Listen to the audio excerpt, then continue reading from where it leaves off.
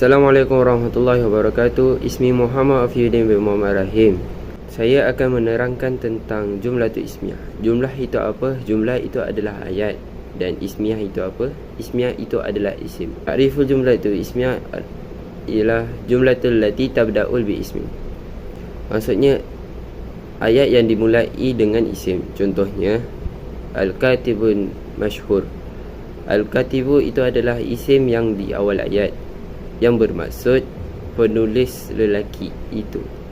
Seterusnya jumlatul ismiyah terdiri daripada dua struktur, iaitu mubtada dan khabar. Mubtada adalah subjek dan khabar adalah predikat. Takrif mubtada adalah ismu marfu' yaqi'un fil awalil jumlatul ismiyah, yang bermaksud isim marfu' yang di awal ayat. Hukum bagi mubtada adalah marfu', iaitu berbaris hadapan. Dan anwa' mubtada ada 6. Yang pertama seperti domir, iaitu ganti nama diri, seperti huwa, nahnu, hiya, hum. Yang kedua adalah isim isyarah, iaitu kata tunjuk, seperti hadza, zalika dan lain-lain. Yang ketiga isim mausul, seperti allati, allazi, allazina, allazani. Yang ketiga adalah alif lam, seperti ar-rasul. Yang keempat adalah isim alam, kata nama khas, seperti Selangor, Malaysia dan lain-lain. Yang keenam adalah mudhaf, iaitu kata sandar. Contohnya qalamul ustad. Cara nak kenal mubtada ada 4. Yang pertama, mubtada akan duduk di permulaan ayat dan mubtada merupakan isim. Yang ketiga, mubtada dalam keadaan makrifat. Yang keempat, mubtada satu perkataan bukannya ayat. Jadi saya akan bagi ke seterusnya untuk menerangkan tentang khabar. Assalamualaikum warahmatullahi wabarakatuh. Ismi Radin Muhammad Amin Lutfi bin Radin Abdul Qadir. اليوم سندرس اللغة العربية تحت الموضوع الجملة الإسمية. الجملة الإسمية ini terbahagi kepada dua bahagian, iaitu bahagian pertama adalah mubtada dan bahagian kedua adalah khabar. Hari ini saya akan menerangkan tentang khabar. Khabar ini adalah huwal juz'ul ladzi yaktamilu bihil ma'na, yang bermaksud sebahagian perkataan yang berfungsi untuk melengkapkan satu ayat. Dalam bahasa Melayu, khabar ini disebut sebagai predikat, dan hukum khabar ini adalah marfu'. Yang seterusnya, al-khabaru yutabiku al-mubtada. Al-khabaru yutabiku mubtada ini adalah khabar itu mengikut mubtada. Contohnya, mubtada itu hukumnya tazkir, maka khabarnya juga perlulah tazkir. Mathalan, at-talibu nashitu. Baiklah, kita akan masuk kepada bahagian yang seterusnya, iaitu anwa'ul khabar. Anwa'ul khabar ini terbahagi kepada 3 bahagian, iaitu yang pertama adalah khabar mufrad, yang kedua adalah khabar jumlah, dan yang ketiga adalah khabar syibhul jumlah. Khabar jumlah terbahagi kepada 2 bahagian, iaitu khabar jumlah ismiyah dan khabar jumlah fi'liyah. Khabar jumlah ismiyah ini adalah ayat yang dimulakan dengan isim, jadinya khabarnya dalam bentuk ayat, juga cumanya dimulakan dengan isim. Masalan, al-haqibatu si'ruha rahisun. Al-haqibatu ini membawa maksud beg, dan dia berada di tempat mubtada, dan al-haqibatu ini merupakan satu subjek dan ianya berbaris di hadapan. Apa dia punya cerita pula? Ceritanya adalah khabar. Ceritanya apa? Si'ruha rahisun. Si'ruha rahisun itu membawa maksud harganya yang murah. Jadinya ceritanya itu dalam bentuk ayat, dan ayat itu dimulakan dengan isim. Seperti yang sedia maklum, Dalam contoh yang saya berikan sebentar tadi, terdapatnya perkataan si'ruha. Si'ruha itu merupakan domer muttasil kerana ha itu merupakan domer muttasil.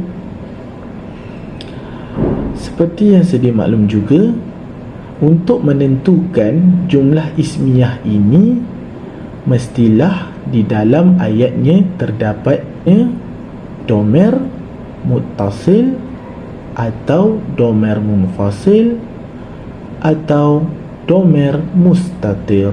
Seterusnya kita pergi kepada khabar jumlah fi'liyah. Khabar jumlah fi'liyah ini merupakan khabar yang paling senang kita nak kenal. Masalan, at-talibu ya'kulu al-khubza. Di dalam ayat tersebut terdapatnya perbuatan yang dinamakan fa'al. Jadinya untuk mengenal khabar jumlah fi'liyah ini, mesti di dalam ayatnya itu terdapatnya fa'al. Assalamualaikum warahmatullahi ta'ala wabarakatuh. Ismi Muhammad Rafiq Hakimi bin Abdul Halim. Hari ini saya akan terangkan tentang khabar. Jenis khabar yang pertama ialah khabar isim marfu'. Isim marfu' ni adalah kata nama yang seketul dan kita akan jumpa di hujungnya mesti berbaris hadapan. Sebab itulah ia dinamakan marfu'. Ia mesti berbaris hadapan di hujung. Contoh, saya ambil kat sini dalam Al-Quran. Wallahu. Kenapa Allah tu baris hadapan? Sebab dia mubtada'. Kemudian Ghafurun, Rahimun. Kenapa Ghafurun baris depan? Kenapa Rahimun pun baris depan? Sebab dia adalah dalam bentuk isim yang seketul. Sebiji kita nampak dia seketul dan kita nampak dia berbaris hadapan di hujung. Allah tu Maha Pengampun, Allah tu Maha Penyayang. Okey, seterusnya Wallahu Sami'un Alim. Sama juga dia punya khabar ataupun ceritanya ke sini adalah Sami' tu maksudnya Maha mendengar. Apa bukti dia khabar? Dia baris hadapan dekat hujung. Sama juga dengan Alimun, Maha mengetahui. Apa bukti dia khabar? Sebab dia baris hadapan dekat hujung. Okey, kita sambung pula dengan jenis khabar yang kedua, iaitu khabar syibhul jumlah. Khabar syibhul jumlah ini ialah khabar yang hampir-hampir menyerupai ayat. Dia bukan ayat tau, sebab dia ni tak lengkap. Sebab tu dia panggil sebagai syibhul jumlah. Syibhul jumlah ni ada dua. Satunya kita boleh jumpa dengan huruf jar dan satu lagi jumpa dengan zarf. Contoh, saya ambil huruf jar kat sini. Muhammadun fil madrasah. Fi tu huruf jar. Fi maksudnya di dan madrasah maksudnya sekolah. Muhammad, apa ceritanya? Berada di sekolah. Ceritanya dalam bentuk syibhul jumlah ataupun dalam bentuk zarafnya Muhammadun khalfal baiti. Muhammadun, apa ceritanya? Khalfal baiti, di belakang rumah. Jadi itulah khabar syibhul jumlah. Bismillahirrahmanirrahim. Uhayyikum bitahiyyatil Islam, tahiyatan mubarakatan min indillah, ala wahiyya assalamualaikum warahmatullahi wabarakatuh. Ismi Muhammad Arif Arsyad bin Husairi. Seterusnya saya akan menerangkan bahagian i'rab dari jumlah ismiyah yang terdiri daripada mubtada' dan juga khabar. Okey, baik, kita akan pergi satu persatu. Mubtada' ini datangnya dari dua bentuk. Yang pertama adalah kalimah mu'rabah dan yang kedua adalah kalimah mabniyah. Kalau mubtada' itu boleh berubah baris belakang atau dipanggil sebagai kalimah mu'rabah, maka kita nak menentukan baris dia dengan cara mengenal empat perkara, iaitu mauqi', hukum, alamat dan juga sebab. Okey, baik. Jadi ini adalah kaedah kalau dia datang dalam keadaan mu'rab. Mauqi', hukum, alamat dan juga sebab. Contohnya al-katibu mahirun. Jadi kita tahu al-katibu ini adalah isim. Maknanya kita tahu ini adalah mubtada, selamanya tidak berubah hukum dia. Maka tak boleh nak kata mansub, tak boleh nak kata majrur, dia kekal marfu'. Maka bila kita tahu dia adalah marfu', dia ada 3 kaedah. Kaedah yang terdiri daripada dhammah, alif dan juga waw. Maknanya nak tahu dia baca dhammah ke apa, tengok pula tanda atau sebab dia. Kalau mufrad bidhammah, kalau jamak muannas salim bidhammah, kalau jamak taksir bidhammah, kalau musanna bi alif, kalau jamak muzakkar salim bil waw, kalau asmaul khamsah bil waw. Jadi bila kita ingat benda ni, kita dapat tentukan barisnya. Oh, ini kena baca dengan bu. Kenapa dibaca dengan bu? Sebab dia mubtada, yang mana hukumnya sentiasa marfu'. Dan dia marfu' bidhammah. Kenapa bidhammah? Sebab dia adalah perkataan yang mufrad. Automatik kita boleh i'rab.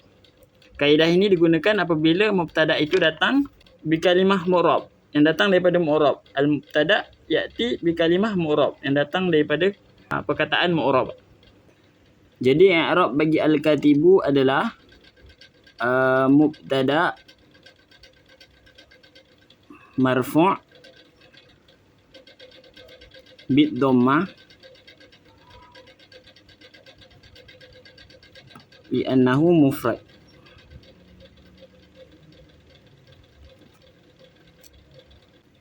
Tetapi kalau mubtada itu datang daripada kalimah mabniah, macam mana keadaan dia?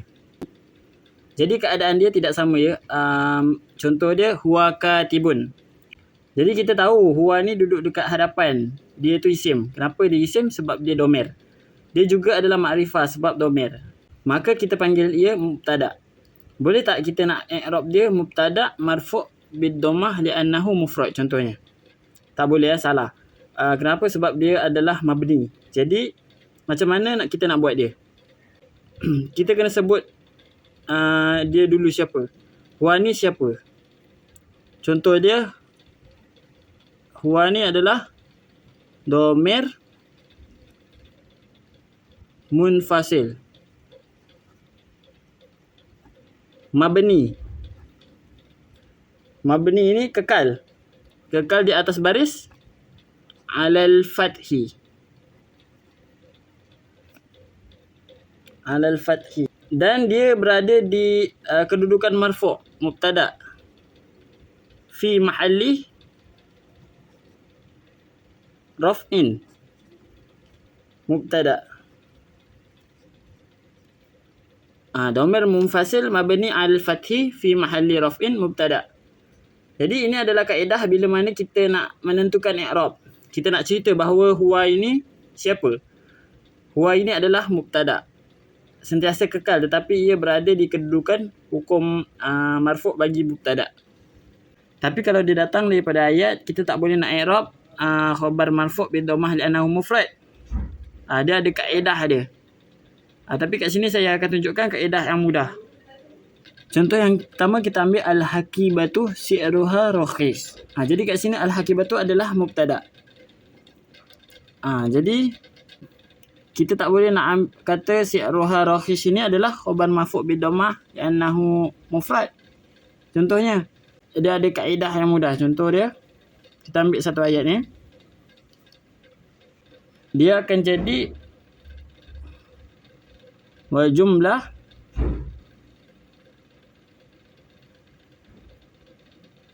ismiyah. Kita masukkan semula perkataan dia, si'ruha,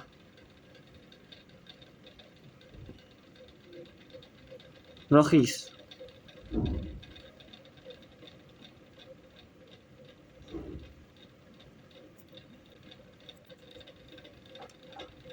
Fi mahalli raf'in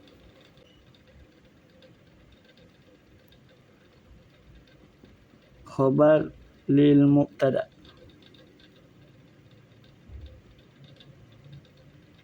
Wal jumlah ismiyah si'ruha rakhis fi mahalli raf'in khabar lil mubtada. Contoh yang kedua pula adalah jumlah fi'liyah. At-talibu yushahidu al-musabaqata. Kat sini kita tengok khabar dia adalah yushahidu al-musabaqata. iaitu jumlah fi'liyah. Bila kita nak i'rab dia, ambil kaedah yang mudah. Wal jumlah fi'liyah yushahidu al-musabaqata fi mahalli raf'in khabar lil mubtada. Sini ada khabar lil mubtada. Jadi ini adalah kaedah yang mudah bagi kita nak i'rab khabar jumlah.